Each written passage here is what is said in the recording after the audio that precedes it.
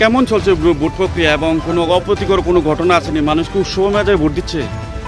আজকে ত্রিস্তরীয় পঞ্চায়েত ভোট সকাল থেকে মানুষ উৎসবের মেজাজে ভোট দিচ্ছেন এবং আমাদের যে পঞ্চায়েত সেটা এই পঞ্চায়েতকে আগামী দিনে মডেল পঞ্চায়েত করার লক্ষ্যে এবং মানুষ সেই জায়গাতে তাদের ভোটাধিকার প্রয়োগ করছেন এবং উন্নয়নের পক্ষে মানুষ ভোটাধিকার প্রয়োগ করছেন।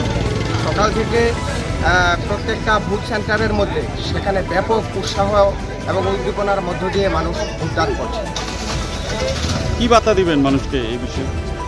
মানুষকে এতটুকুই বলবো যে বর্তমান যে আমাদের রাজ্য সরকার রয়েছে সবকা সাথ সবকা বিকাশের সরকার চলছে সারা ত্রিপুরা রাজ্যে এবং একটা পঞ্চায়েতকে সেখানে প্রত্যেকটা পঞ্চায়েতকে সেখানে মডেল পঞ্চায়েত সেখানে আগামী দিনে গড়ার লক্ষ্যে মানুষ যাতে উন্নয়নের পক্ষে এবং সবকা সাথ সবকা বিকাশের পক্ষে যাতে মানুষ ভোটদান করেন, মতাধিকার প্রয়োগ করেন।